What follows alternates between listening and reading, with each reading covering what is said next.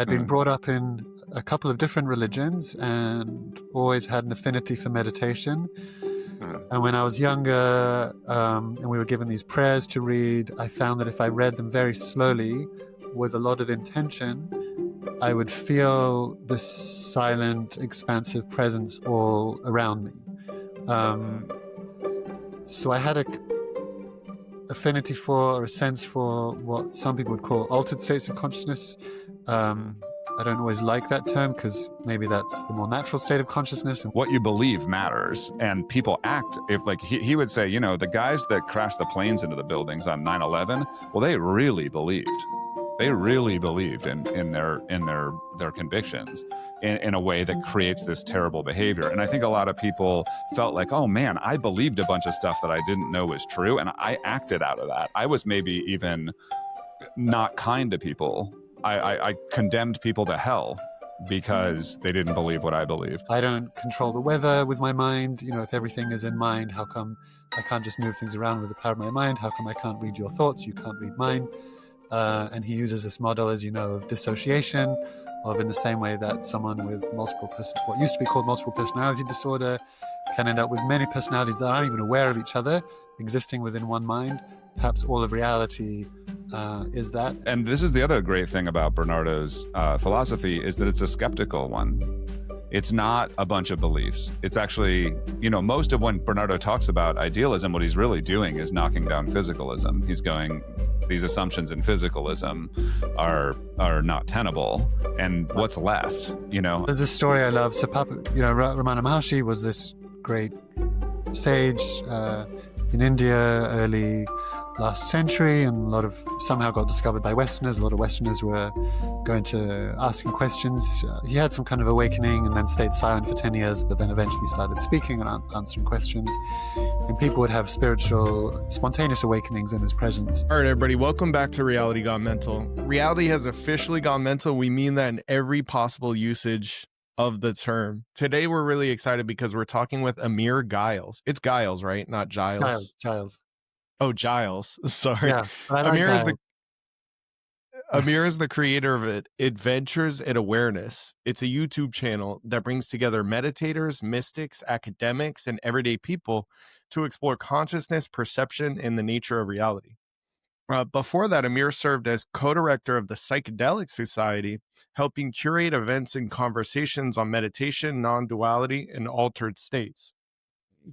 So he's been involved in this space from multiple angles for years. He's also a key part of With Reality in Mind, which is the membership community built around Bernardo Kastrup's Analytic Idealism. On top of all that, Amir brings a unique, embodied, and therapeutic perspective. He's a trained dancer and performer, and he's trained in internal family systems therapy, which I know Brian will find especially interesting. So welcome in, Amir. How are you? Yeah, great. Thanks for having me. Maybe it's just worth saying, Adventures in Awareness, we also do, it actually started out more as events, workshops, courses, and the YouTube was like a side project that's become quite interesting to put more effort into. But yeah, the core of what we do, I think, is still in-person events when possible, live streamed when we can. On all the topics. Interesting. Yeah, I'll make sure to put your link down in the description. That'd be great. Thanks. Probably to both that and With Reality in Mind. Oh, yeah, sure. Mm-hmm. Yeah, maybe I could start with, obviously what we're doing here is kind of inspired, not just kind of, definitely inspired by what you did with Reality in Mind, and that my understanding of Bernardo and your motivation behind that has to do with producing, or I don't know if producing is the right word, but you call it ambassadors for analytic idealism. We were doing that already before I became aware of With Reality in Mind, mostly on TikTok, to be honest with you. But we've been talking about this publicly, at least I have, for 2 or 3 years. Obviously, what you did with Reality Mind kind of inspired us to take it to a little bit more of a higher level. And I'm wondering if you could talk about maybe like what led you to, I don't know how far you want to go back, but what led you to kind of get involved with Bernardo and then sort of have this idea of creating that community? Um, yeah, so I saw Bernardo Kastrup for the first time in a talk he gave for the Psychedelic Society in 2016, which was in person at Conway Hall in London.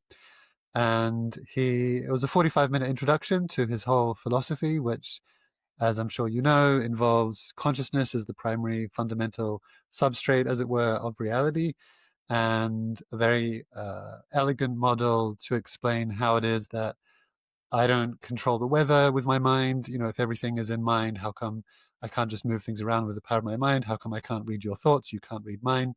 And he uses this model, as you know, of dissociation, of in the same way that someone with what used to be called multiple personality disorder, can end up with many personalities that aren't even aware of each other, existing within one mind. Perhaps all of reality is that. And I just found an intuitive and immediate resonance with that model. It hadn't been a question that had vexed me my whole life. I was aware of, I think, of the hard problem of consciousness, that no one apparently has any good explanation for how more complicated arrangements of atoms is meant to give rise to something that is very different from atoms, that has thoughts, feelings, hopes, emotions, desires, sense perceptions. But that was kind of it. I just thought this was brilliant. I came up to him afterwards. I asked him a couple of questions. I found him very friendly and approachable, and I was faintly pleased that he thought one of my questions was unique and interesting, and not many people asked it apparently. So that was just there in the back of my mind for a few years. I was still performing, dancing. I was intellectually curious about these questions, and then fast forward a few years, and I had stopped dancing professionally, or was winding that career back, started curating events for the Psychedelic Society, and then found that what I was most interested in, psychedelics not being a huge part of my journey or investigation or whatever, I've always been more curious about meditation and contemplative practices, but very excited when scientists and philosophers can shed more light on those questions. Is this answer too long, by the way, or shall I just keep going? No, keep Yeah. going. No, Keep please. going. Yeah. I definitely have some questions, but go ahead. Yeah. Okay. Yeah, we'll give you Yeah. kind of the overview. And so I was mainly putting on events that were experiential around non-duality or the headless way. I had done this, what I still think is an amazing online meditation course called the Finder's Course, that gives a lot of little techniques to have experiential experiences of non-duality or different states of consciousness or different ways of perceiving reality, which I just found exciting. So I started doing courses in that vein. And then COVID hit, and we had a venue in London at the time. And I don't know who gave us an indication. I don't know if you remember, but when it started, it was like, okay, was this going to be 2 weeks, 4 weeks? Yeah, for sure. A friend of mine who worked at Google said that in January already, Google emailed everyone and said, just go home for a year. So some people knew what was going on. Anyway, I don't want to get into conspiracy theories, but it was interesting that some people who are really keyed into how epidemics work or whatever really had a sense this was going to go on for a while. So I wasn't clued into any of that, but we had the foresight of like, okay, we don't know how long this is going to last. Let's transition to doing online offerings. And I thought, okay, maybe I can get in touch with this Bernardo guy, who I think when he started, when I heard him in 2016, wasn't that well known. And I thought, all right, I'd like to understand his philosophy a little bit better. Perhaps he can do a course, an online course. And a bunch of people signed up for that. He said he's got 2 weeks worth of slides. This was before he'd started Essentia Foundation. And then we can do 2 weeks of Q&A. And that was so much fun that we started doing it twice a year, sometimes 4 weeks, sometimes 5 weeks, sometimes with guests. Could I interrupt you for a second? Is that the genesis of the Analytic Idealism course, Analytic Idealism course that's now featured on Essentia's page, like that sort of 6 video or 7 video, I forgot how many videos, but like presentation? No, that was much more highly developed. The initial course we did was just Bernardo in his office with some PowerPoint slides, Okay. very simple production values. I still prefer it as a course. It might be my nostalgia. Yeah. It answers lots I of liked it. questions. Yeah, you've done Yeah, them but both? it's still out there, Mhm. right? The older one is still out there. Like I Oh, think is it still out there? The videos, Oh the yeah, well, it's original I videos? don't know which one we're talking about because I do. There is one on the Essentia Foundation page, which is I think 7 videos long, and it's just PowerPoints. It's just No, but Bernardo and PowerPoint. it it is, has but some there's animations an and stuff, I think, and Oh, maybe it does. Maybe. yeah, there's yeah. an earlier one which you can find on the Adventures in Awareness YouTube channel or on the Mm, With Reality in Mind page, mm. which again, I feel like it cuts to the chase quicker. It's just Bernardo speaking, but again, I'm biased because that was the first thing I did with Bernardo, Nostalgia. so I enjoyed it. That's great. But that was the Ascension Foundation one came a few years later, I think, with a lot more funding and higher production values and everything. Yeah. Cool. So you started doing this sort of course, which already is sort of aimed at educating people, right? And like kind of producing more, answering questions for people. Can I go back a little further and just ask, would you have considered yourself a like before encountering idealism or Bernardo, would you, most of your life have considered yourself a physicalist, or like were you involved in religion in some way, or was it what were you already kind of an idealist, or like and Bernardo just gave you more structure and more sort of like people like to use the word rigor or something like that to your worldview, or what would you say you started out as? Honestly, I don't quite remember. Hmm. I don't think it vexed me as a question. I'd been Hmm. brought up in a couple of different religions and always had an affinity for meditation. Hmm. And when I was younger, and we were given these prayers to read, I found that if I read them very slowly with a lot of intention, I would feel this silent, expansive presence all around me. Hmm. So I had a affinity for or a sense for what some people would call altered states of consciousness. Hmm. I don't always like that term because maybe that's the more natural state of consciousness, Sure. and this is more of an altered state of consciousness. Who's to say? But No doubt. I don't think I would have categorized myself. I wasn't metaphysically trained. I didn't know what metaphysics meant. One of the questions in the first course is, Bernardo, what is metaphysics? What is ontology? Yeah. So I think, But I guess I meant from just more like a felt sense. Like I didn't know much about metaphysics either. I wouldn't have like put a name to what I had. Like I said, like, and often today when I'm talking about this stuff, I'll be like, "Oh, you're a physicalist," and somebody will be like, "What's that? I don't even know what that is." But like my worldview though was, at least for me, right? My worldview was essentially I was never religious. I was actually quite anti-religious. I was sort of a new atheist kind of, Sam Harris, Richard Dawkins, oh wow, Christopher cool. Hitchens type person. And so I knew I was that. I wouldn't have called it physicalism and stuff, but it sounds like you were more a little spiritually inclined and had some experiential uh experiences that led you toward a path of eventually encountering Bernardo and his philosophy. Is that fair to say? Yeah, I think I was interested in the experiences. I've been intellectually curious my whole life, but as I said, my training was in movement theater, and yeah, it'd be interesting. I know that memory is very fallible.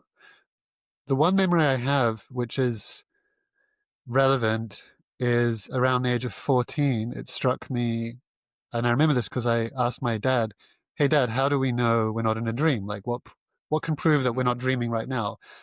And he just dismissed the question. And my memory of it is that he thought it was a silly question. But for me, it was an obvious question, and still is. There's no guarantee that I won't wake up in 5 minutes and discover not only was this a dream, but I'm not Amir and I'm someone completely different. And so I had that intuition.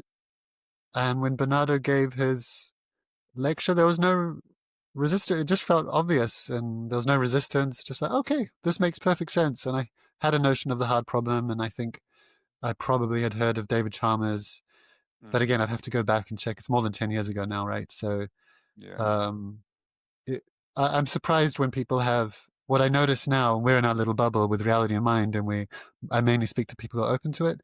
but when things are posted in wider forums, or I see discussions outside of this little bubble, and I witness the verging on Tension. hatred or Yeah. antagonism or fear that this philosophy brings up for people, I'm astonished, because it never seemed scary or that weird, or it just ticks a lot of boxes and makes sense of a lot of things. And There's I think for a lot of people,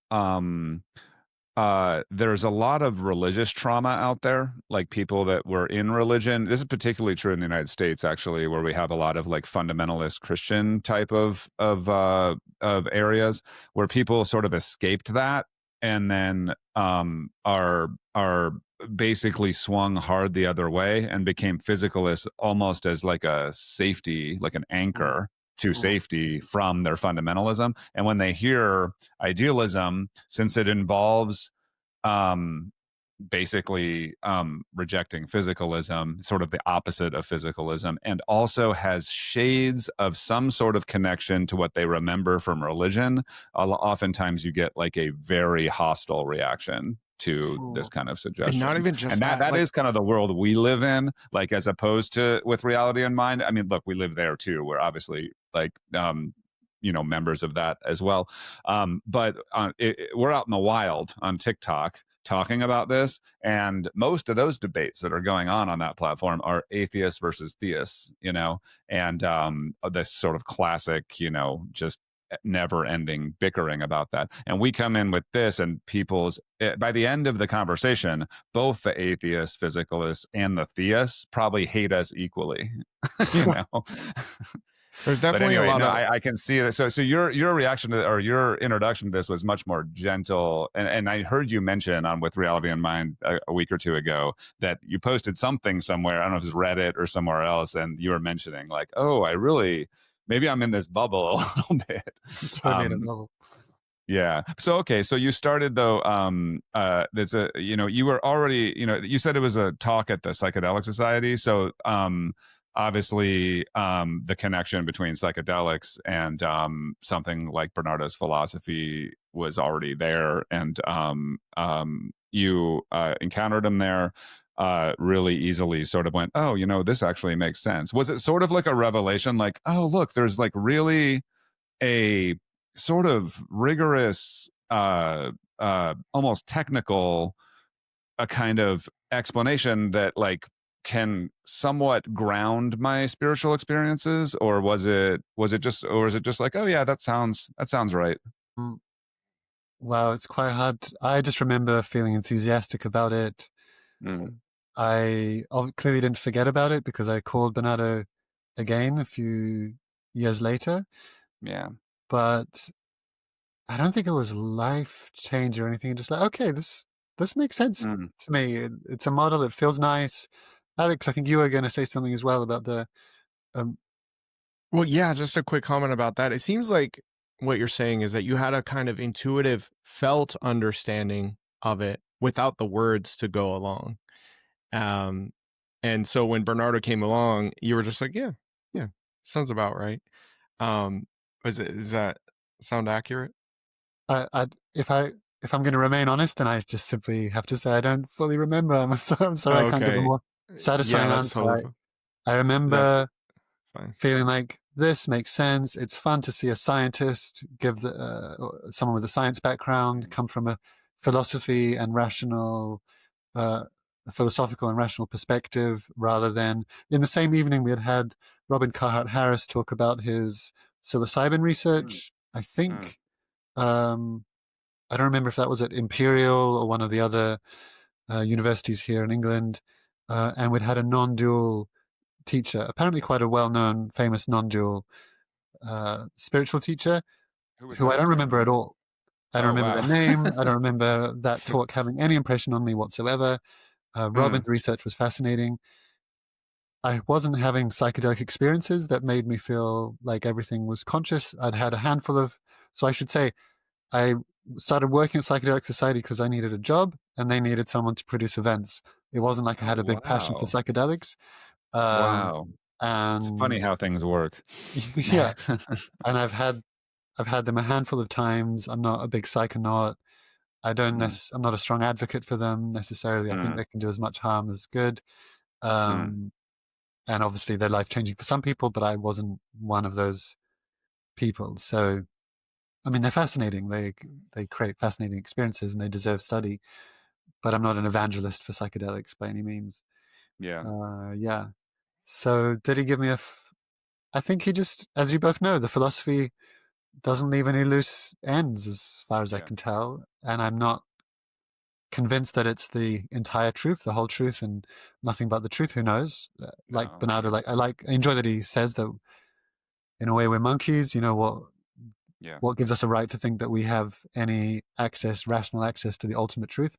Yeah. But as far as explanations and stories and models go, it's the best one or least worst one. I like to say Least worst. Worst Yeah, it is seems great. I say definitely this that's all the the time. less wrong, least wrong. Yeah. Mhm. I mean, that's to me the whole philosophical project is how to be the least wrong. It's not to be right. It's Yeah. to just be not as wrong as you could Slightly be, less, I think. Yeah. slightly fewer errors and assumptions, and Yeah, exactly. And this is the other great thing about Bernardo's philosophy is that it's a skeptical one. It's not a bunch of beliefs. It's actually, most of when Bernardo talks about idealism, what he's really doing is knocking down physicalism. He's going, these assumptions in physicalism are not tenable. And right. what's left? I don't want to be a solipsist, but it's a more skeptical view, which someone coming from like my background of a atheist physicalist was actually refreshing in the sense that I'm not taking on a bunch of new beliefs. I'm not believing in some religion. I'm not, doing that. I'm just getting rid of beliefs that I have that are actually that don't hold up to reason. Yeah, that's what I Yeah. wanted to say earlier, actually, because I also felt quite burnt by my religious experiences. I found them very dogmatic. I found them very trying to assert control. I found that they made a bunch of assertions that couldn't be backed up. It was incredible to me that there's all these different religions that have 100% faith, that some kind of revelation gave them access to ultimate truth. And literally next door, there's someone who believes the exact same thing but has a different version of the truth. And doesn't that give you any pause for doubt or skepticism? And so to jump to physicalism, I would just say keep your skepticism, but apply it to physicalism as well. Apply it to idealism as well. Apply it to everything. But idealism is just, the elegance of it is that you need to make less assumptions. All you're assuming is that, not even assuming, all that you're going from is the fact that consciousness or some kind of perceptual thing is going on, and what can we explain just based on that without having to resort to God, like imagining some kind of entity out there that's created everything, or imagining some kind of physical entity out there that no one's ever Some seen, kind and of by definition no one will ever see. Right? Transcendental substance called matter. Yeah. Yeah. So I invite the skepticism, but just apply it in all directions. And in case probably people that end up listening to this are also within the bubble. Maybe, I don't know. So Some and some not. We have plenty of haters, so who just like to watch and hate. So I'd say if someone's yeah, hating on yeah. it, it's like, yeah, hate, but just hate equally in all directions. And Yeah. For sure. Yeah, don't I think it discriminate with your hate. resonates with me a lot what you're saying. But for me, it was I had a and we'll get into this maybe in the second half, but I had a like very profound non-dual experience through IFS practice, actually, which is Amazing. why Alex was referencing that. That was my it was an experiential break away from physicalism that started with just a break away from the feeling that there was a separate self, and that was just such a rock to my previous assumptions that I had to examine what else I might believe that isn't true, and that led me more down the spiritual path. And my introduction to Bernardo came through Rupert Spira, and it was because what Rupert Spira was saying after I had my experiences was I knew exactly in line. And at the time, I didn't know. He's got a book called The Nature of Consciousness, which is kind of his like philosophical book, like more like a halfway to Bernardo kind of rigor, philosophical rigor, but it's still, Rupert's never going to be Bernardo in this way, right? But I heard Rupert talking to somebody at one of his retreats who is very technically minded, a scientist, physicalist kind of person, and just has I'm an engineer. My background was in semiconductors, same as Bernardo. Actually, I worked in very adjacent area in semiconductors as he did. And I heard Rupert Spira saying, after this guy kind of questioning Rupert Spira for a while, Rupert says, you know, the perfect person for you is this guy named Bernardo Kastrup. You need to go, and this is the first I'd heard of Bernardo Kastrup. But Rupert was saying, if you're this sort of technically minded, scientist, paradigm person, Bernardo, the way Bernardo will talk about this will speak to you like much better than the way I'm speaking about this. And I immediately like Googled Bernardo Kastrup, and looked up, and that was my introduction. And to me, it was like a revelation. It was like, oh, I can actually accept my felt experience, like in a way that my skeptical side can be like, oh, okay, this is acceptable to me. Like if you want to talk about in parts language, like my skeptical, analytical, manager that keeps me out of woo can be like, oh no, there's an actual rational explanation that matches my experiential knowing. So for me, it was like oh my God, this guy has figured it out in a way that like is really relevant for our current paradigm that we're living in, which is that science is the only viable path to truth. And so if you're going to talk about anything, if Rupert Spira is there talking about spiritual whatever, people can just compartmentalize that and be like, well, that's spiritual stuff. But Bernardo comes in and goes, no, I'm just talking about reality here, So, and what you guys are doing with then saying, let's get this message out there, to me is a really, really important thing to do, given where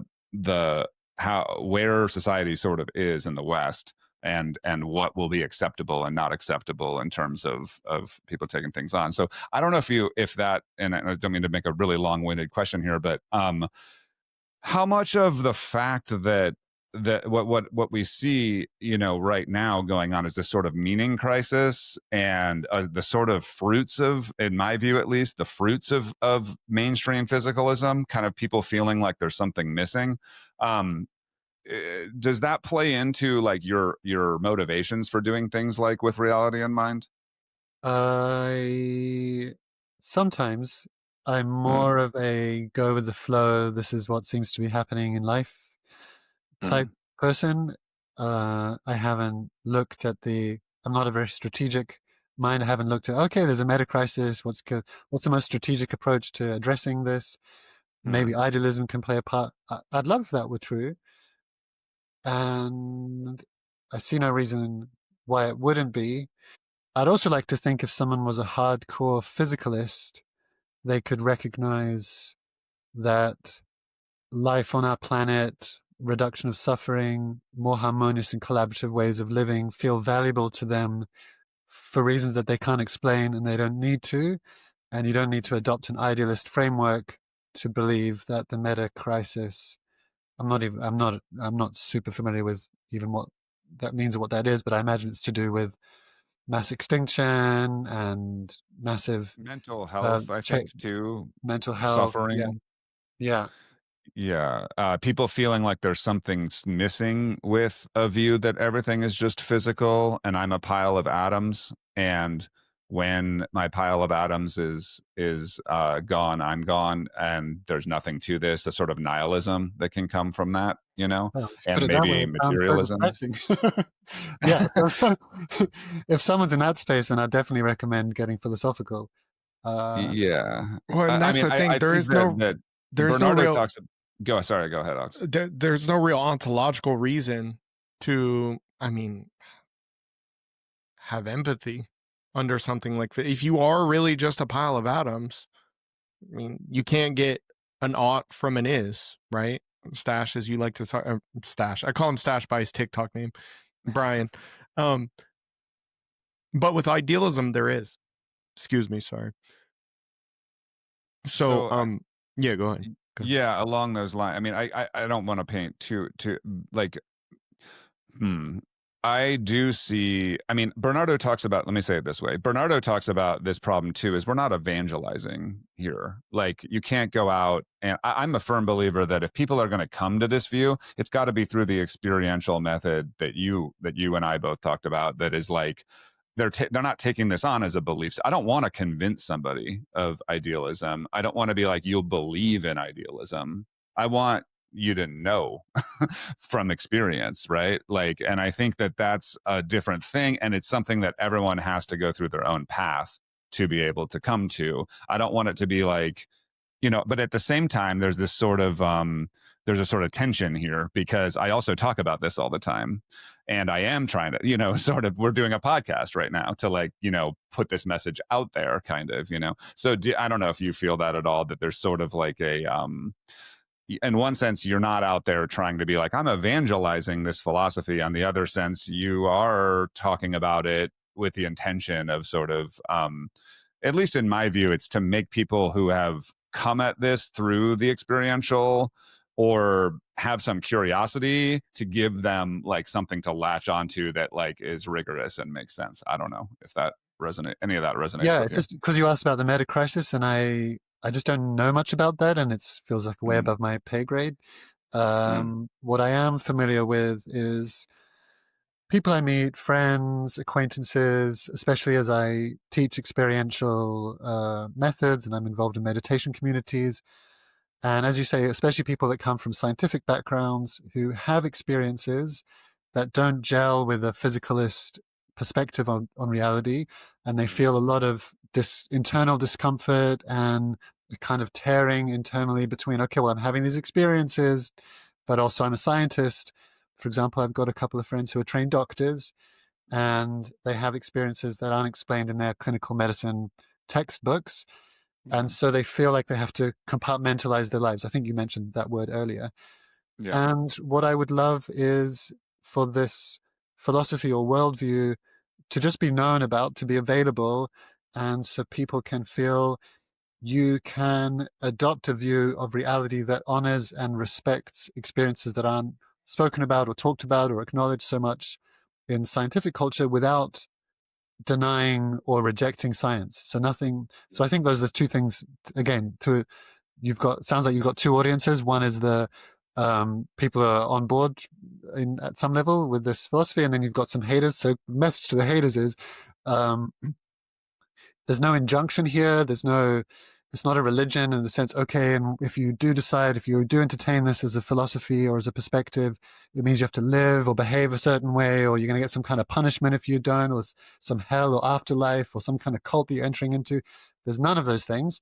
I think you mentioned empathy. That's been the most obvious experiential, or I'd say two experiential consequences for me, which is I've been able to open in a more relaxed way to experiences that aren't spoken about so much in Western scientific culture, and just to relax into them without clinging on to them and saying, this is the truth. It's like, okay, but this might have as much to do with reality as me drinking a cup of water or whatever.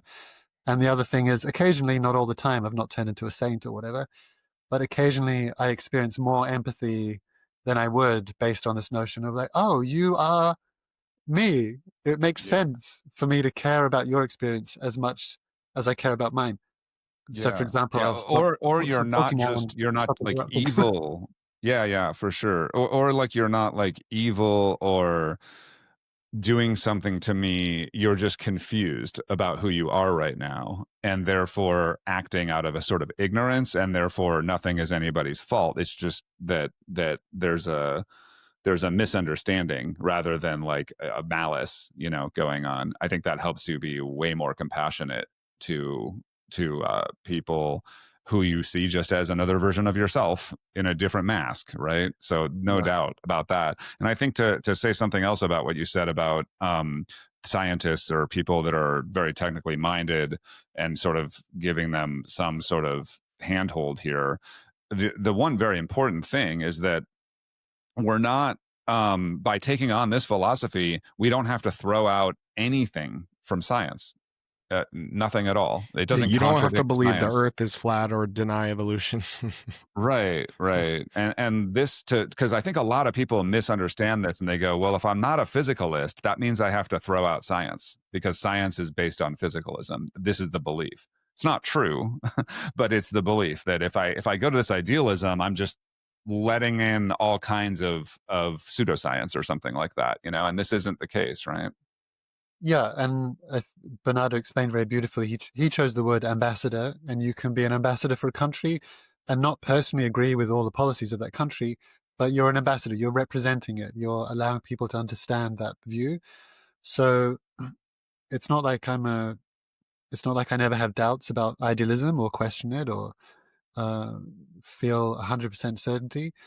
But in terms of the metaphysical menu, and I would argue that everyone, for the most part, is entertaining a metaphysical view, whether or not they're conscious of it, this one has advantages, and it's worth.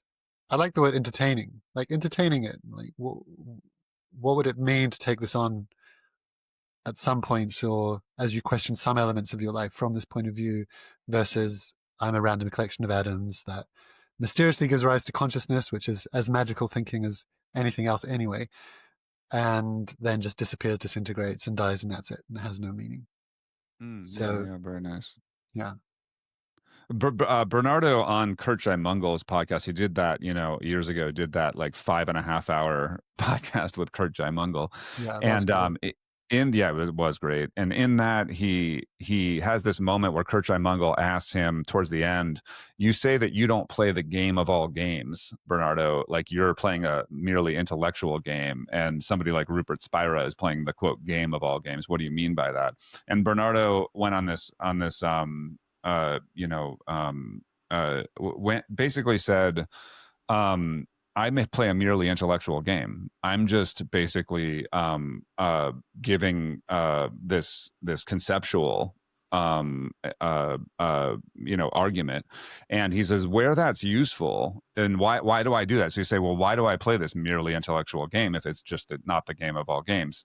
And he says it's because so many people have a voice inside, or like a skeptical side, that won't give them permission to play Rupert's game. And I can provide an answer to that voice that people can go, oh, well, like what you just said, maybe I'll consider it. Like, can I consider if let's say idealism were true, what does that open up? And he articulated it that way and said, my function is I'm not playing in Rupert Spira's arena. I'm just clearing the way for somebody that would otherwise be blocked by their own beliefs from even trying.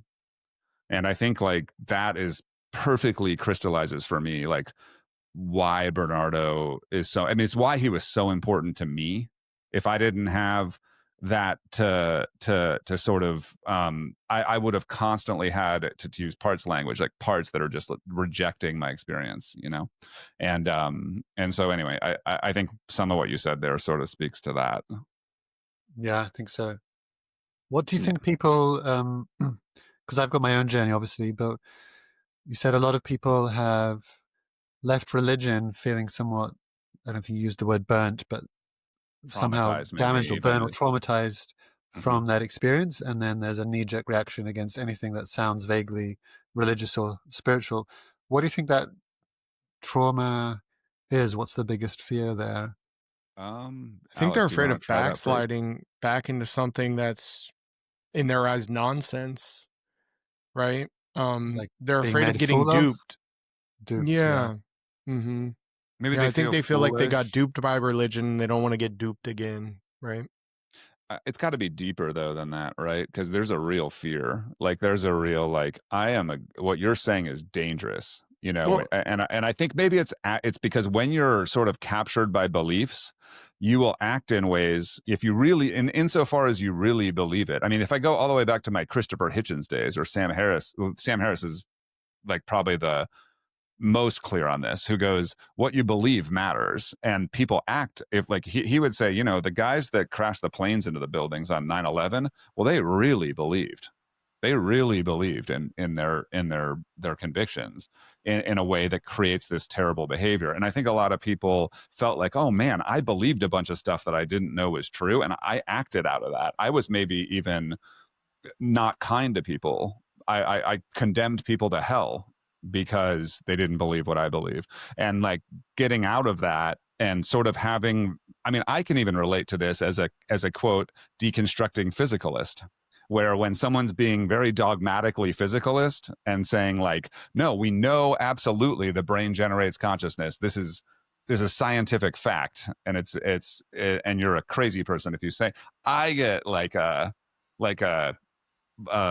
traumatized reaction to that. You know what I mean? Like, oh, this person's captured by a belief, you know? So I think it's something analogous to that. I think there's another layer too. Another emotional layer.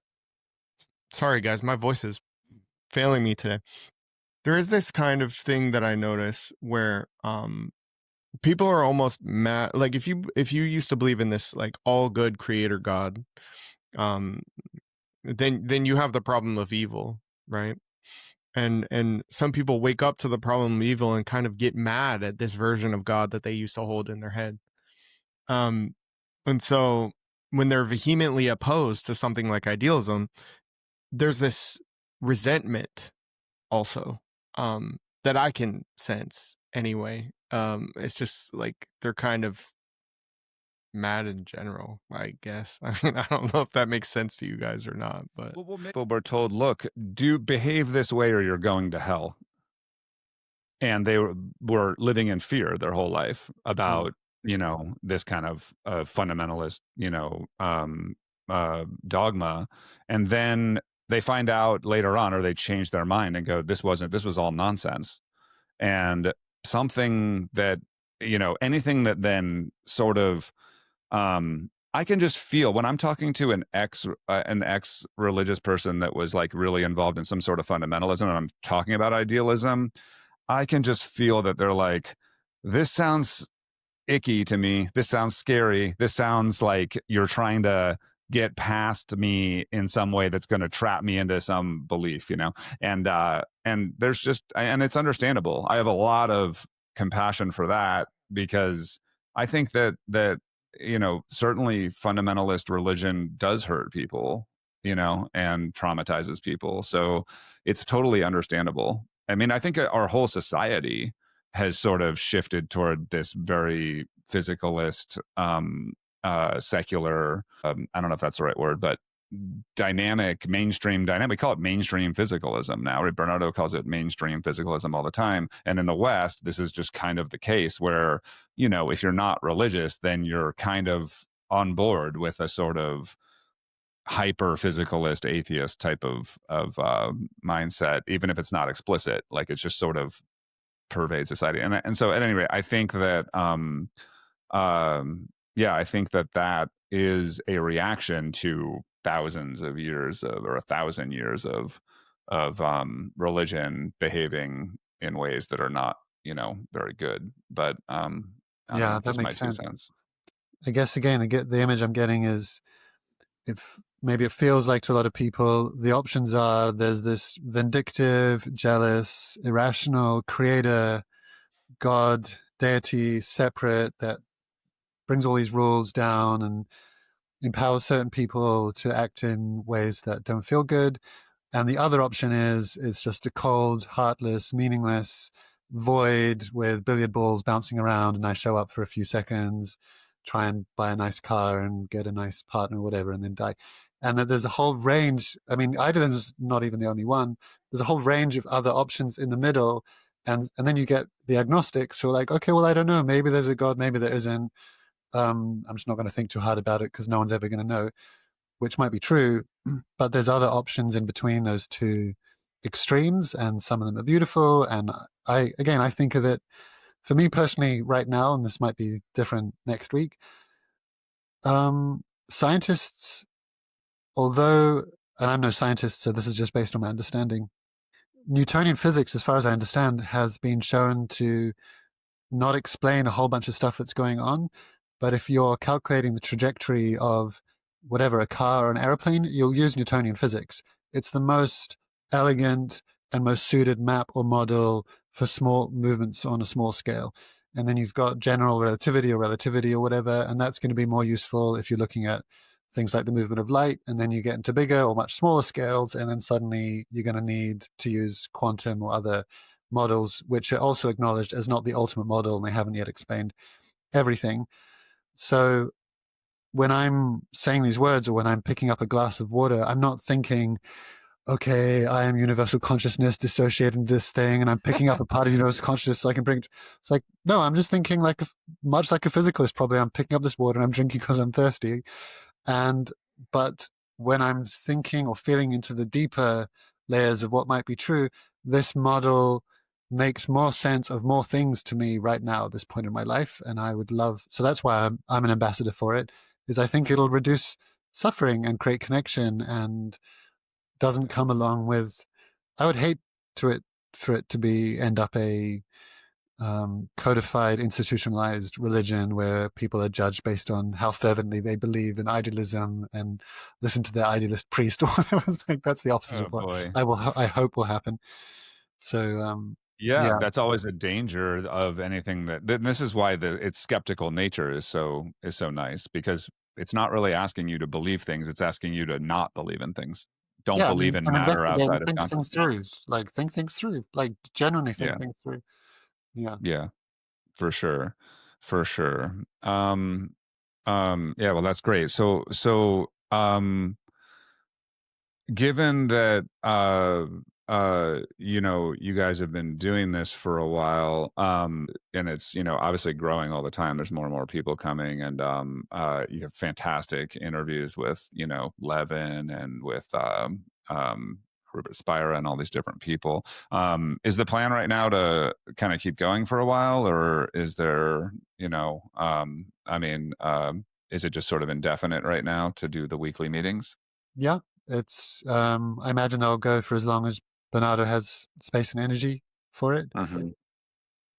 It would be great to have other platforms as well where people can explore these ideas and similar ideas and test them and look at how you might apply them to your life in various ways, what their consequences might be. So you could almost think of it as like a science of, in science, I might just take a bunch of molecules or chemicals and like, okay, if I do this, then what? And same with beliefs or ontologies. I think you can take on an ontology or a metaphysical belief or a sense of what reality might be, and then look at, okay, how does this affect my life? How does it affect my relationships? How am I relating now to myself, to nature, and just see. So I think that's also a valid way to assess what we're doing. But yeah, in answer to your question, I imagine we'll keep going for as long as Bernardo has space, time, and energy for it. Yeah, it's really amazing how he makes himself so available and spends all the time, because I know he's busy and involved in so many things, and it's always been something I've noticed about Bernardo, though, too, is that was always willing. He'll go on a podcast that's like not Alex O'Connor or like some big Closer to Truth or whatever, and talk to people. I know he's talked about being willing to do that, not only because he's willing to do it, but because it helps him sort of hone his message. But he's always been incredibly accessible, and that's really great too. Alex, did you have? I was going to go in No, the I was direction. just gonna I was going to go. go in this one. I actually do have something. I'm sorry. Like if let me ask one more, and You're you okay. go. It's a really pleasure to talk to you, Amir. The one thing that I've always like to sort of get at what I was saying before about it being a conceptual. Bernardo saying he doesn't play the game of all games. To me, I almost feel like I said it's a shame if somebody were to just believe in this or take it on as a philosophy only and just be like, well, I've got this neat philosophy that I can kind of talk about, rather than sort of use it as a springboard to be open to a more direct and empirical investigation into the nature of mind. Because I think that one thing that happens in the West is when we're physicalists, we say something like meditation or something like introspection doesn't really have any value because we've sort of decided that it's all just physical interactions. And if we're going to learn something about the mind, we're going to do that by studying the brain.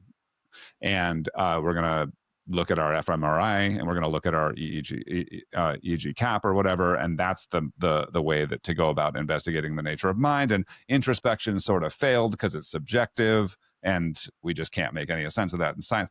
And what idealism allows you to do is see that if the fundamental nature of reality is mental, then this window into mind that we have, if we want to actually study the nature of mind directly, that involves looking at the nature of mind, which is what meditation or introspection does.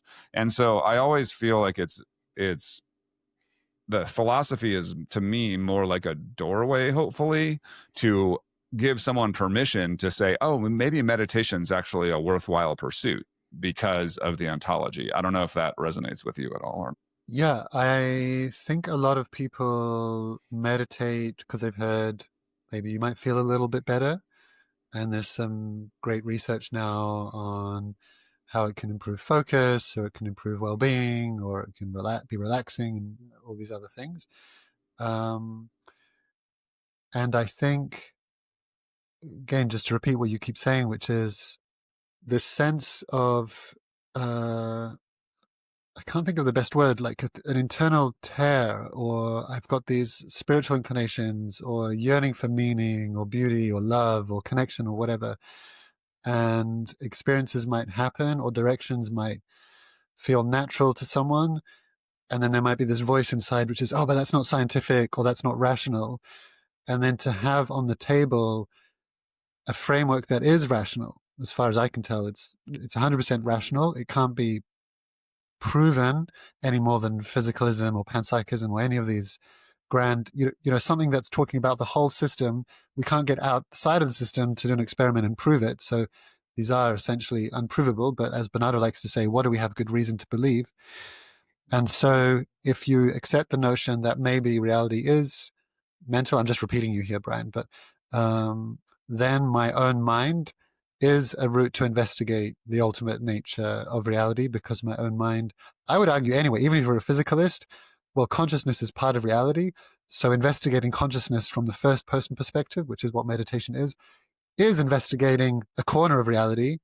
But even more exciting, the notion that, well, maybe, who knows, you're investigating something much deeper and much more fundamental about reality through meditation. So I don't know if that was helpful or just repeating what you said, but yeah. No, it's definitely like Sam Harris is he said something once that really resonated with me, that he says those things you mentioned about meditation helping you feel a little bit better, or making you less stressed, or reducing or increasing, there's something about increasing brain thickness that has something to do with Alzheimer's or something, or like all these different things.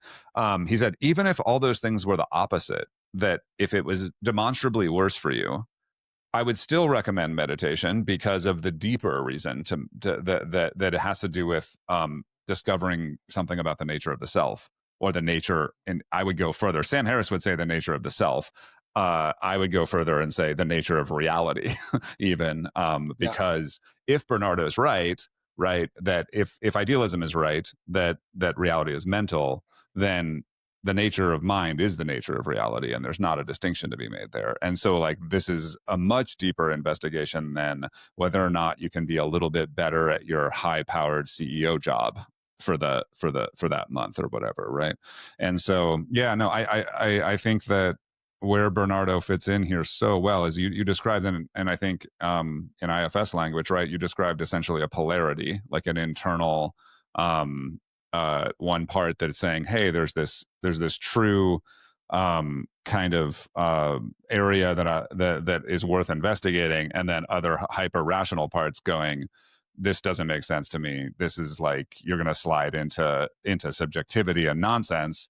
We have to be rigorous and we have to be scientists here. What are we doing? And Bernardo fits right between that and says, here's why this is okay, I think. And yeah. And for me, that was what he did for me. I would love to go up sometime and say, Bernardo, I consider you one of my most important spiritual teachers. I'm sure I'm sure he would love that. I'm sure he would hate that, actually. Yeah, But he'd love it and hate it, I think. yeah, Yeah. in this way specifically, I think he'd understand. Like, yes, Rupert Spira, like, is playing a different game, and he was also an incredibly important person for my spiritual growth. But without Bernardo, I feel like I easily could have rejected my experience. Alex, did Yeah, you I'm just have enjoying the conversation, guys. I'm a You're little gonna come under the in with the weather hard today. questions now. Yeah, well, I thought maybe we could get into internal family systems. Apparently I was doing it. I didn't know I was doing it. And then Brian has some major experience with that, and apparently you're trained in that. So maybe you can tell I us, like, could just say to like, you can train, I think it's 3 levels. There's level 1, level 2, level 3. And I did the level 1 training. I felt like that was enough for what I needed. And that trains me to the level, I think I can say I'm a internal family systems therapy practitioner, but not an internal family systems therapy therapist. There's some kind of Yeah, I was distinction gonna that they make. ask. oh, I okay. Yeah. was gonna ask, do you actually do you do some sort of work with people, or is this just Yeah. for your own personal use? Yeah. I both receive it as a client and I offer sessions to people. And if someone comes and they've got a really intense, complex post-traumatic stress disorder or some kind of thing that feels, again, above my pay grade or above what I feel I could safely be able to help them, I'd refer them on. But it can be very impactful and powerful for a lot of people that I've worked with, and I've gotten a lot out of it myself. Yeah. Does it tie in any way? And again, I'm not gonna I'll try not to just answer your question for you and put my own opinion in here. But does it tie in? Would you draw any kind of connection between something like internal family systems and idealism or spirituality in general? Yes, because the experience that is quite common in IFS, internal family systems therapy, shortened to IFS, is that whenever, and this is pretty much every human I've ever spoken with, whenever you notice any kind of indecision, you could frame that, and we very naturally do that, as part of me wants to, whatever, have chocolate ice cream, and part of me wants to have vanilla ice cream. And then if someone feels into it and becomes somatically attuned, in other words, sensitive to the sensations in and around their body, you can often feel the pull in different parts of the body, but more of a yearning to go one direction. So I'm just picking a trivial example like ice cream, but it could be whether to stay married or whether to get divorced or whether to, I'm in Ukraine and part of me wants to join the war and fight for my country, and part of me wants to like run away and get out of here and like keep my family safe or whatever. So, huge decisions. So it can range from trivial to life-changing.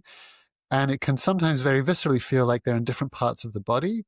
And I can tune into them and that they will say very different things, almost like they have different personalities. Or I might get visions of, well, this one, if I was to imagine what it might look like um, one kind of personality, and another part might look like another kind of personality. So it already might start to sound a little bit woo. And I would just say, you don't have to believe that there's little psychic parts dancing around inside of you to get benefit out of this. You can just notice very naturally, we know at some points in our lives, we're not sure what to do. And that already indicates, well, there's 2 parts of me. Part of me thinks I should do this. Parts of me thinks or feels I should do that. And if I feel into that enough, I can start to notice, oh, one mind can contain a multiple perspectives. And pretty much every human I've spoken to who has any kind of introspective capacity notices that. Sometimes I want to do this, sometimes I want to do that. Part of me wants to, whatever, scroll for hours on my phone. And some part of me is horrified that I've just wasted, whatever, an hour going through 60-second, things about banal things that don't make me feel good, whatever. So it feels a natural way to start to conceive of the mind as being made up of parts. And that helps with the idealist framework, which is, oh, maybe all of reality is one mind or one mental space that is populated by different parts that have different personalities, different points of view that are speaking to each other as we are now. So I think there's a bridge there. I'd love to get Richard Schwartz, who conceived of IFS, he acknowledges that there's a long history, a long tradition of dividing our psyche into parts, from Freud being the ego, superego, id, or whatever, but all the way back to much earlier times, the psyche, if we start to look at it, can be mapped up as made up of different parts. But his conception of it I found particularly useful, and I'd love to get him to come and talk to Bernardo sometime and compare notes. Oh, that would be fantastic if you can Yeah. do that. I've never thought about having Dick Schwartz on as a guest. I think it'd be fascinating because there's one of his books is called, or I don't know if it's him or not, or just other IFS sort of people around him, but there's a book called Many Minds, One Self. Yeah. I don't know if you're familiar with that one, but it goes through not just like IFS, but the history of this idea in spiritual traditions going all the way back with Buddhism and Hinduism and different religions and things like that. And it really makes that tie between what he's doing, which can be sort of seen as, well, this is just like a little psychotherapy model, to something much deeper than that. And so it's a great book because of that sort of tie. And I think, yeah, what you said is interesting. Is something I never really, well, I mean, I have thought about this, but not quite in the way you put it there, of that just even the notion that there's parts of your mind that are sort of dissociated from each other ties perfectly into Bernardo's idealism. It's like, because parts are, a lot of people get confused when they hear IFS. You're saying that you're telling them, oh, you mean I have like multiple personality disorder or dissociative identity disorder? And then you're like, no, you have, but essentially you have a milder version of it where it's not like you don't know that these parts don't know each other, but you can see this multiplicity in your mind. And that obviously, yeah, leads to Bernardo's ideas quite well. That's If beautifully I could, put. Could I go just say ahead. one thing, which I think one of the biggest gifts for IFS is this notion that the multiplicity is healthy, it's natural, it's good that I've got a right hand that does something different from my left hand. It's good that my feet, it's great that it's wonderful that maybe monkeys can do the same thing with their hands and their feet, but we've specialized more. So our feet are really good for walking, and my hands are really good for grasping things. And it's great that there's part of me that can be really playful and silly. And when I'm with my nephews and nieces, there's a part of me that's like a child. And then there's part of me that can hopefully do a semi-professional podcast interview that is very different from the one that's there when I'm with intimate family members or something like that. So it's healthy and it's natural and it's good. And also sometimes, just as society can get polarized, I can get internally polarized, and that's when it's useful part of me can get traumatized, and that's when it's useful to explore that potentially with someone who can hold space for that exploration, an IFS practitioner. So that was my little spiel for IFS, but I'm not taking on new clients, so that's not a sales pitch for myself, by the way. Sure. To go a little, like, if I could share my, it's funny you brought up ice cream, because I have a sort of funny story about. Everybody has a funny story about ice cream, Brian.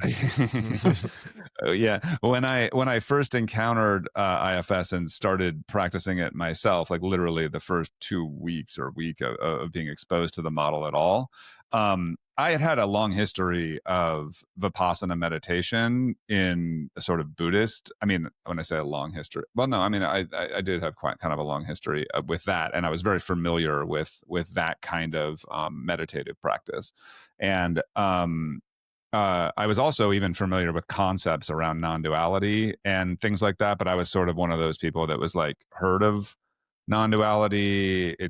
People trying to explain it just sounds like cryptic and paradoxical, and I didn't get it, at all. But then saying there's something to be found through meditative practice where you can see something about this, and all that sounded very frustrating and annoying and things like that, right?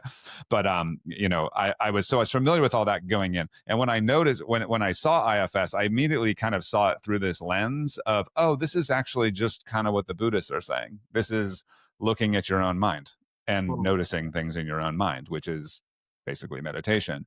And so I started this practice, but like I had done all this Vipassana meditation and kind of got frustrated with it, over years, and wasn't seeing any kind of grand revelation or anything like that. I did certainly get better at noticing my disordered mind and all of that. But I was kind of like, okay, well, that's nice to be a little bit introspective and see what's going on, but it's not helping me that much. But I was trying to do something. Like I had a goal with Vipassana meditation of, oh, there's this big revelation that can happen. I'm trying to find this thing. And when it came to IFS, I was just like, hey, a psychotherapist is telling me about this, and it's like a little thing that might help my anxiety a little bit or something. And so I didn't have any grand goal. And one of the first things I noticed was this. It wasn't so much vanilla ice cream or chocolate ice cream. It was eat ice cream or don't eat ice cream because you're going to get fat kind of polarity that was going on. And it was very present, like very easy to see. I'd just been to the grocery store and was having this kind of, should I get the cookie dough or should I just not and stay on the diet kind of thing, you know, and this very obvious polarity. And what happened was I noticed that, man, these two sides of me are like really trying to get control and control what, you know, their agenda. And I just for a second, well, what is it that they're trying to get a hold of? And in that moment, it just went like this, and there was nothing there. There was just these two parts, and there was no center to myself that was something they could get control of. It was just that it's all one thing. And I've been fooled by these parts thinking I was this part or I was that part this whole time. And that prompted, like, I immediately recognized it as this kind of experiential looking back at the nature of yourself and seeing that there's no center to it that had been described to me conceptually. But I experienced it through thinking of my mind as parts, because that allowed me to separate from my thoughts in a way that goes, oh, I'm not my thoughts, right? And so one thing you didn't mention when you were talking about IFS is this concept of the capital S self in IFS, which is critically described in a way that is non-personal. It's not like the capital S self. The capital S self is said to have eight qualities that all start with the letter C, like calmness, confidence, curiosity. There's a bunch of them, but they're all, suffice it to say, they're not specific to your own personality, your own specific personality. It's said in IFS that everyone has this self that is the same for everyone. And I think like that is a deep connection also between IFS and the idea of sort of universal consciousness. Yeah. Yeah, there's a lot of links like that. Yeah. And so for me, it was not only like a therapy practice, it was it was my gateway into experiential, an experiential understanding of the nature of myself that was like profoundly, it wasn't just like, oh, that's neat. It was like, oh my God, I don't exist, you know, kind of a revelation. So for me, it's always going to be, you know, I see it as just another meditative practice that has the same potential as any other that somebody might recommend. And some people will resonate with it. I think like what you said, a lot of people will be like, this sounds like woo, and won't resonate with it. And that's fine too, you know, but for me, there's a deep connection between that, you know, that wouldn't seem so on the surface, but between this kind of therapy, practical, what's the right word, experiential practice, yeah, and Bernardo's philosophy. Yeah, I've felt that also, and I think that was the basis of my question to Bernardo at the time when I first saw him, which was, I think it was something along the lines of, okay, well, if I'm this self and I'm aware of all these different parts and many personalities within me that interact and like each other sometimes, don't like each other, or on board with each other sometimes and sometimes not. And then he's arguing that we've got this larger self that we're in, this larger mind that we're all in, and we're kind of little parts of that, seemingly separate with little personalities doing one thing or the other. Could this larger self that we call the universe also be part of a, you know, could there be nested hierarchies like this? And now we're getting very speculative, and I'm sure, well, I'm not sure, but I imagine there's no evidence to point in one direction or the other, but as a thought experiment, I found that interesting. So yeah, I'd love to get Dick and Bernardo in conversation. That'd be and great. That's cool that IFS allowed you to open up to more of a non-dual insight. that kind of goes back right away when you say that. It reminds me of your original question, which was, "Hey, Dad, like, how do I know I'm not dreaming right now?" Yeah. You know, And like I wasn't that upset about it. I was like, oh, wow, isn't that cool? There's like no way of, no way it of wasn't knowing. Yeah. disturbing to me, but maybe that's super disturbing to some people. It got Well, to you this early enough. The question got to you early enough. If you're 35 and you ask that question for the first time, it might be a little disturbing, I think. Yeah, and I think like though to that point though too, that people call, there's a reason people call the thing that I just described with my experience on IFS a spiritual awakening. Awakening is not an accident to use that word, because it feels precisely like waking up from a dream. And it's sort of like waking up from this dream, like to answer your question. It's sort of like an experiential answer to your question of, what if I'm dreaming right now? You are. If you think that you're Amir, you are, and I think that's sort of really profound, and something that for me, that experience I had, I want everyone, if they can have it, to have it, because there's such a difference. Like if we stay with this dreaming thing for a minute, like I often say that you can imagine that if you are in a nightmare, I mean, it's easy to imagine this, or sometimes I use like a video game, like imagine that you're playing Call of Duty, but you think you're the actual character in Call of Duty getting like hunted by people. And I mean, if you're thinking you're that character, you've got real problems on your hands, that's not a nice environment to be in. But the difference between that and knowing that you're playing a game, if or if it was a dream, like being in a nightmare or being in a lucid dream, is not small. That's not like a small difference, in how that you will take on that situation as a being, and Yeah. how you will then act it, in the situation. And so I don't think it's like a just a curiosity and like, oh, if this is a dream or not, what does that mean? I think it really is a profound question that you're asking there, because the answer changes the situation quite a bit. Yeah. I think as well, it has to be approached with caution. And there's one of the things I appreciate about Bernardo is, well, the dream has structure and it has patterns and there are real consequences.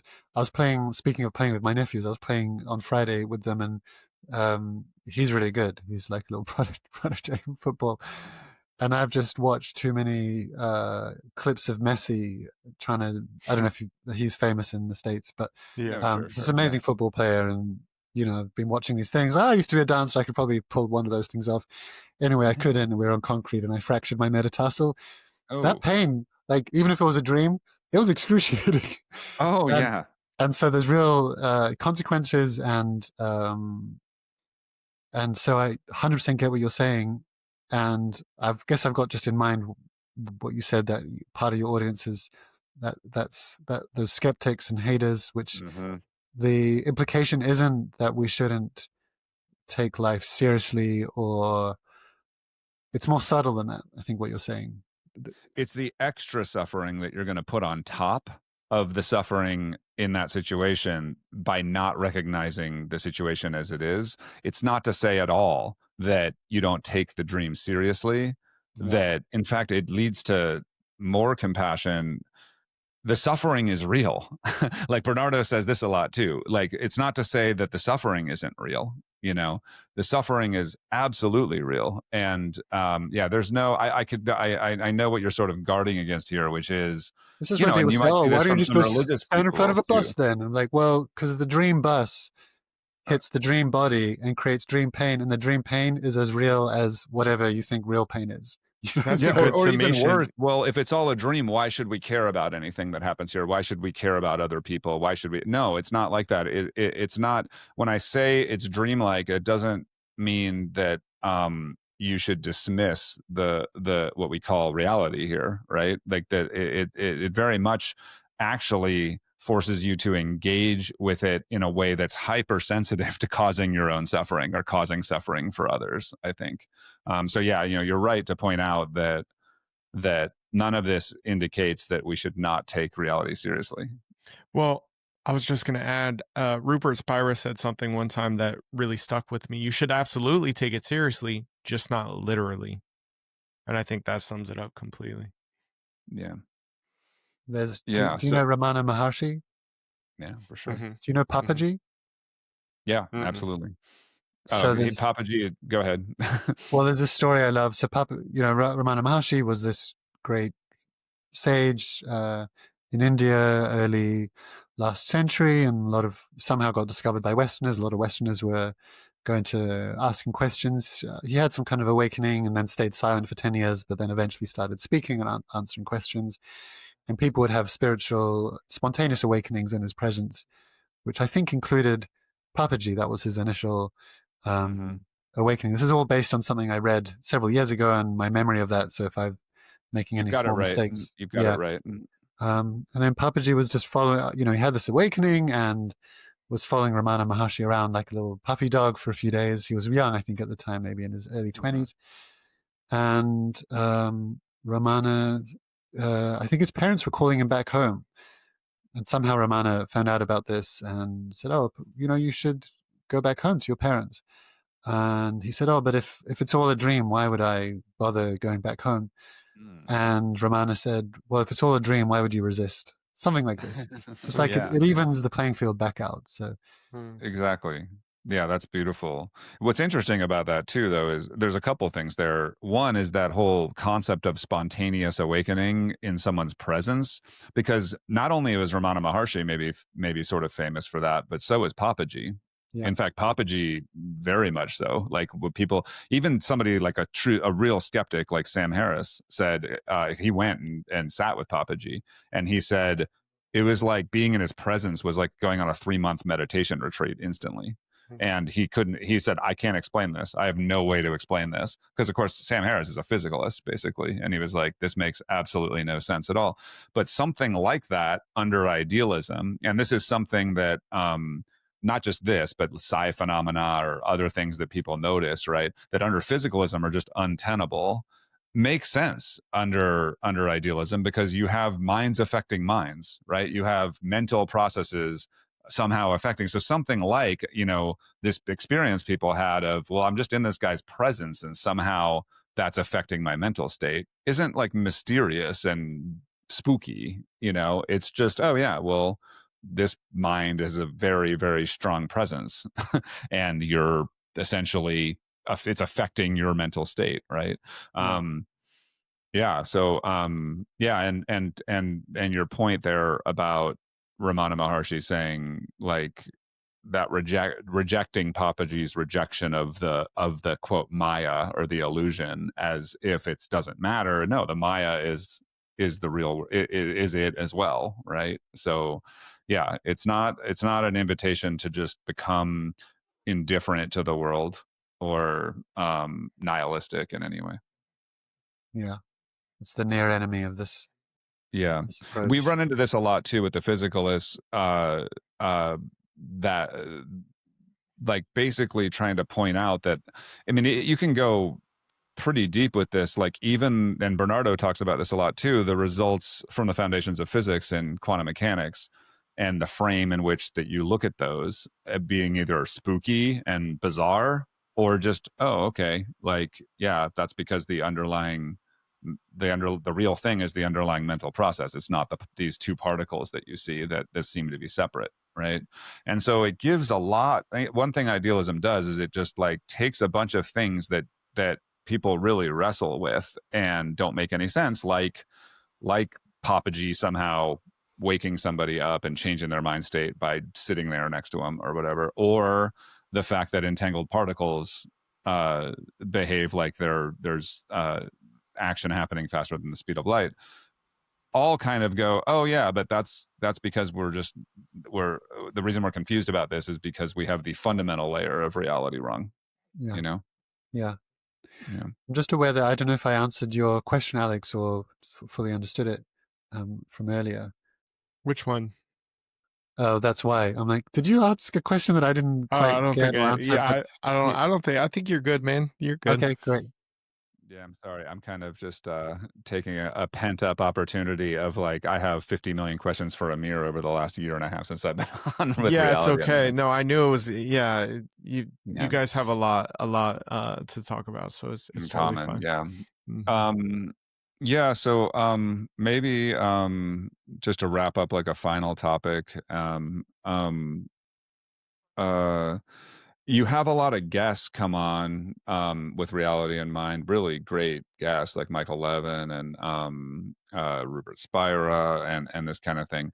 And it's what's great about it is they come from a variety of backgrounds. I mean, I kind of noticed this like on Kurt Jaimungal's podcast too. This is the case, and maybe even more so on that one, because it's like he's kind of looking at theories of everything from every possible corner of the philosophical space, you know. So it's kind of interesting.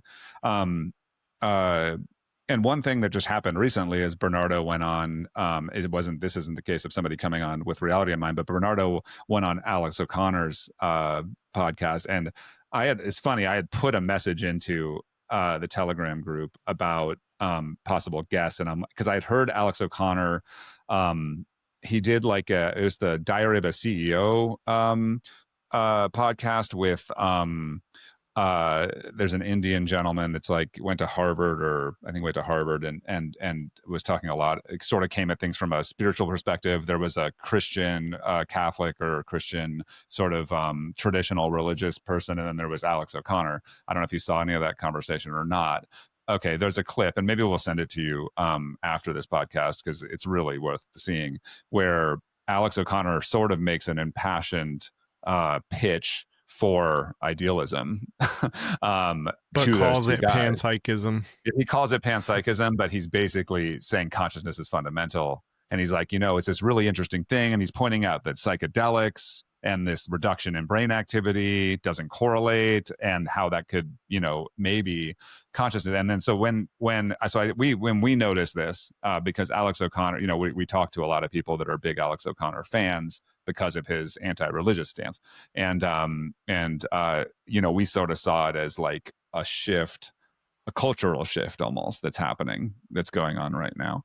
And then lo and behold, like 2 weeks later, Bernardo Kastrup and Alex O'Connor. It's been great. And you mentioning Dick Schwartz is another, that's like really cool. It'd be a really cool sort of thing where there's a touch point. Do you see in all of your dealings, like, as you've been doing this not only on with Reality in Mind, but with your Adventures in Awareness work too, talking to sort of like people from a whole bunch of different backgrounds, do you see anything happening like I'm talking about, like some sort of shift in the zeitgeist, or like some sort of cultural shift going on where these kind of conversations are becoming more mainstream? Or would you just say, nah, there's just kind of always been this kind of thing going on?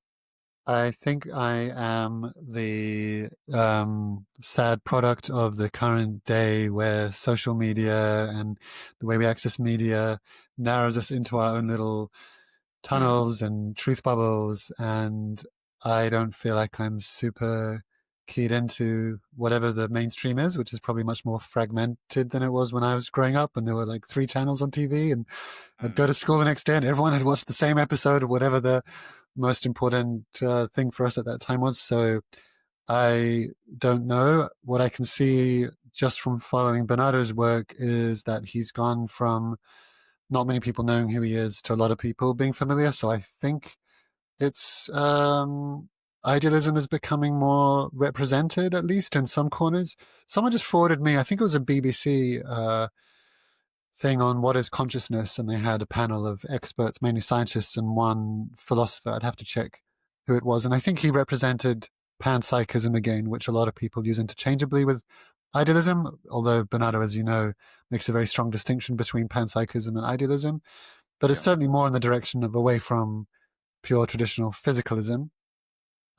Is it becoming more mainstream? Yeah, frustratingly, maybe I can't give you a very Can't answer that. useful answer. Okay.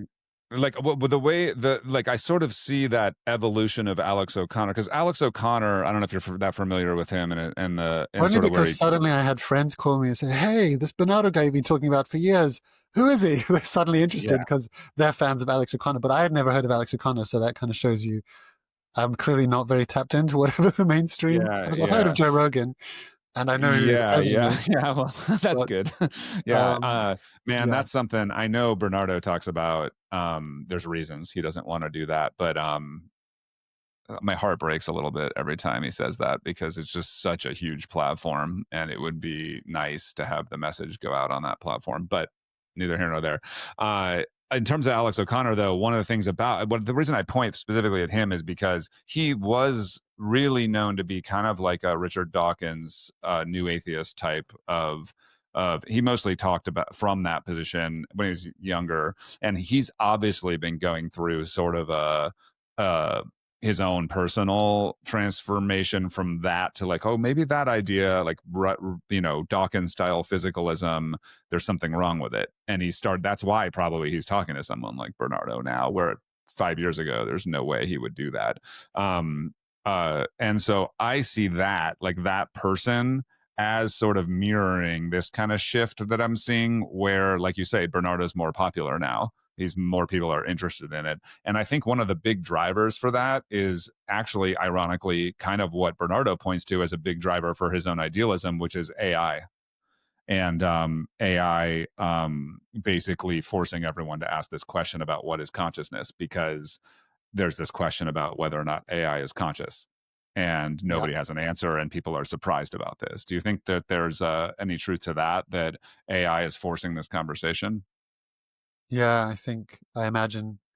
But again, as soon as you get into, you've got all these great questions which are much broader. Look at much broader than the lens I normally have, which are on society and movements of society and the meta crisis. And Mhm. I'm just not that tapped into those conversations, unfortunately. What I can say is I noticed Rupert Spear's channel, for example, I think he's got 500,000 or more subscribers. So that's very different from when I used to go to his meetings, which were up the road from where I live now. And Oh, it was wow. whatever, 50 people in a little Quaker hall. That audience is clearly growing. We look at Swami Sarvapriyananda's audiences, or even with Reality in Mind, which is growing. So it's clearly generating an audience, but whether it's coming into the mainstream or not, I'm not that tapped Right. into Well, that. we see it. We see it from the outside, and I think we maybe are a little bit more tapped Sounds like into it. kind of a Yeah. broader swath of the for better or worse, the what's become sort of the public square, which is YouTube and the internet, uh and I think that you being in you and Bernardo being sort of right in the bullseye of this, to me, like, very early. Obviously you're, uh extremely early in what's happening, like in this kind of shift. And I always think of Bernardo when I first heard his philosophy. I'm like, oh, this is one of these guys that is going to be ignored while he's alive, and then 100 years from now everyone's going to be like, oh my god, like, look at how brilliant Bernardo Kastrup was with his dissociation. Yeah, I mean, I think he's going to be right up there with Schopenhauer and all other Great philosophers. famous Wow. philosophers for sure. And talk about being early. I mean, I'm actually completely in awe of the development of this philosophy in the way that he describes, sort of coming up with it and really tying up all those loose ends in a way that's just, to me, it's like a genius thing. So Yeah, I'm always amazed how it's very rare, and we get questioners, as you know, from all walks of life. It's very rare that he gets a question that he's never thought about before. You might not yeah, 100% agree with his answer, but it's not like, wow, I've never thought that through. He's got an answer that he's thought through in the past, that he's wrestled with himself personally, and come up with some kind of, sometimes tentative, um, but very often well thought through response to all the questions you can think of, and many questions most people just will never think of. So it's yeah, exciting to see. It's quite a brilliant and amazing mind. So it's a privilege to get to hear him once a week.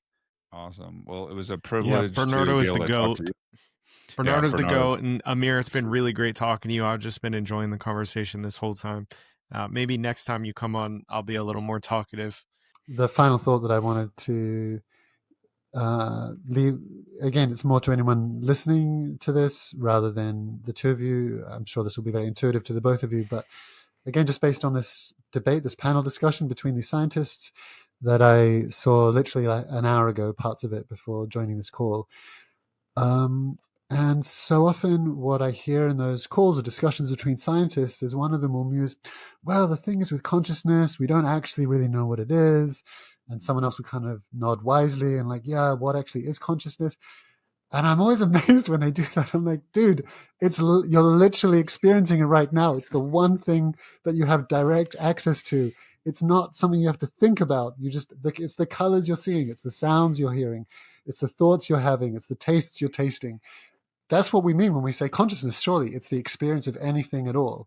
And the problem is when you try and define it, it can't be defined. That's the point. It's irreducible. It's not something that can be defined in terms of something else because it's the substrate by which we experience anything.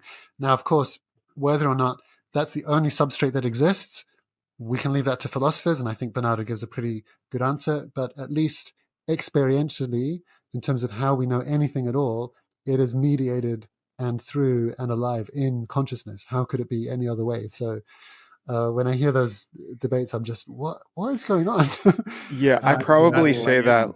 That lands with us so hard. Go ahead, Alex. I probably say that 3 or 4 or 5 or 6 times a week. Yeah, when somebody says we don't know what consciousness is, all they mean is that we cannot describe it in terms of anything else.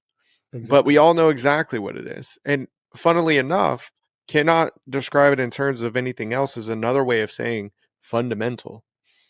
Right. it's irreducible. It is experience. It's fundamental to experience. Yeah. Yeah. Mm-hmm. If you want to invent some other, like you said, transcendental material thing to explain things, great. Maybe that's true. I've got no idea. Who can know? But it seems like an unnecessary step. So idealism is a nice, tidy model as far as I can tell. So anyway, I just wanted to finish with that because it was burning on my mind as I watched that debate. Oh, yeah, that's great. And that we really appreciate that, too, that we have that because like I said, Alex and I go up on TikTok, and Alex runs a thing on TikTok where people just come up. He puts a little very vocal on TikTok that says consciousness is not generated by the brain. Join if you disagree. And then people come up and argue, and most of it is just debates, right? And like you said, 3-4 times every time you run the live, somebody will be like, "Well, define consciousness," and we'll be like, and we will say, "Are you conscious?" And you'd be amazed how many people would be like, "Well, I don't know. I'm not sure." And you're like, no, like, when I say, "Are you conscious?" and you say yes, because, if you're not lying, you're going to say yes. It's whatever it is that you check to answer that question. Yes, that's what it is. Yeah. Can you hear these words? Yeah. Yeah, totally. It's like, I'm not sure. It's like, what do you mean you're not sure? Like, how can you answer if you're not sure?